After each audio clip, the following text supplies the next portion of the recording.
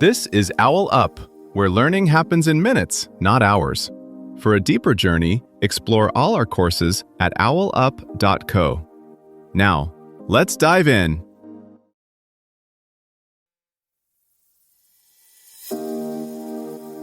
Welcome back to Chapter 3 of our series, Unlocking the Power of Memory.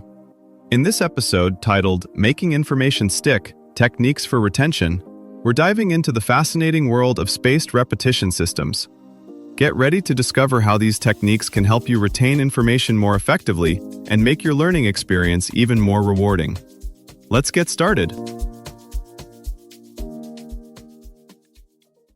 Right now, your brain is quietly deleting about half of what you took in today. Still listening? Good. You're scrolling a feed, in a meeting, or helping a kid with homework. Information flying past.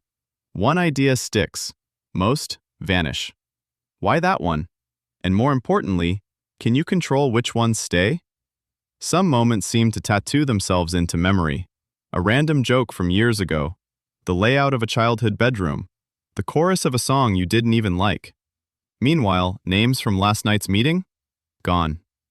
Your brain isn't just deleting at random, it's running a ruthless priority system that rarely matches what you would choose. And that's where strategy comes in. You already know you can nudge what sticks. The next step is getting deliberate. Which ideas are worth keeping a year from now? And how do you give those a VIP pass in your memory?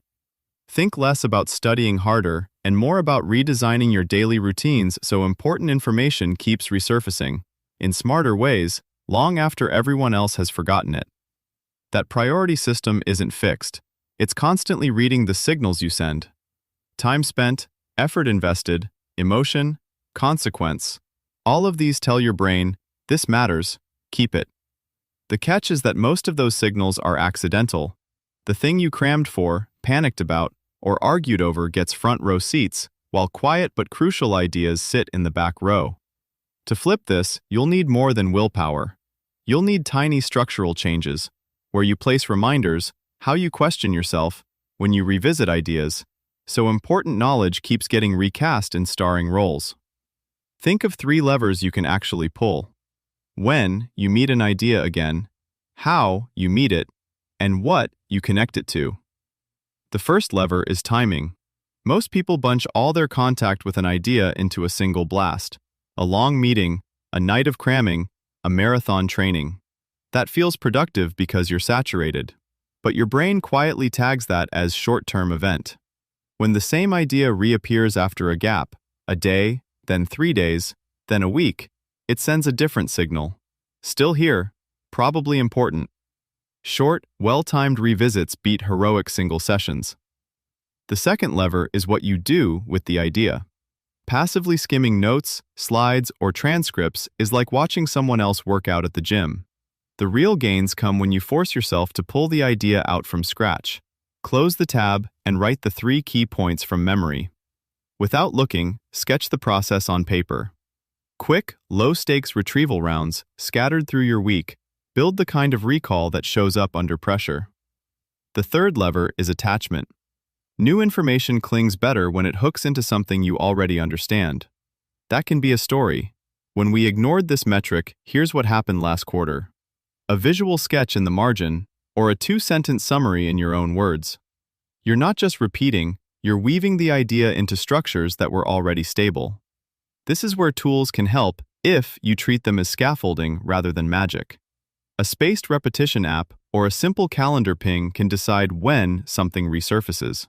A standing 5-minute quiz yourself block after a meeting can decide how you'll revisit it. A habit of writing one tight, personal takeaway for each important idea can decide what it attaches to.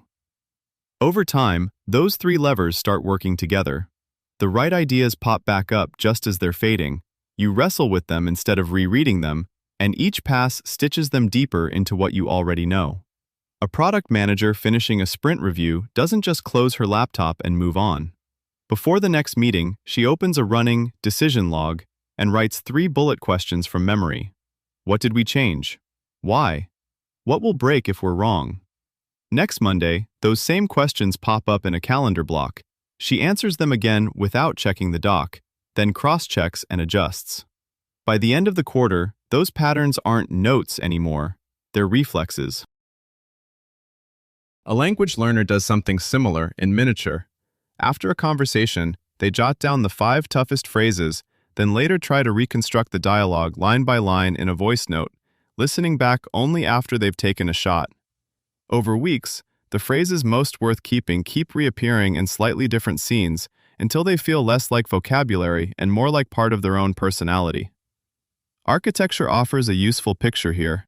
Each quick revisit is a small reinforcement beam added to a structure you're already building, making it easier to extend upward later. Your future second brain may quietly track which ideas keep resurfacing in your work, then nudge you with tiny, well-timed prompts, more like a good coach than a nagging app.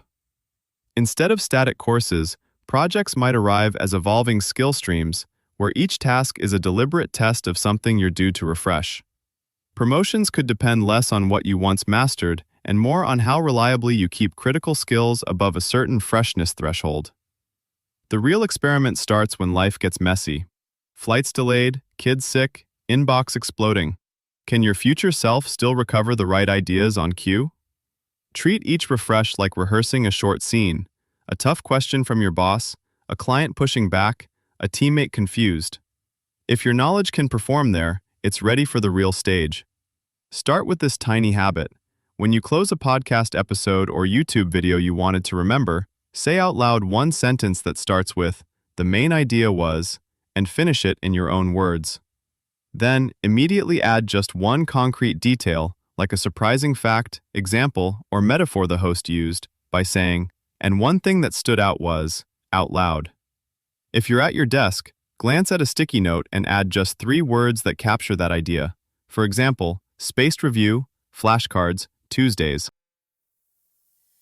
This was OwlUp, your daily step forward.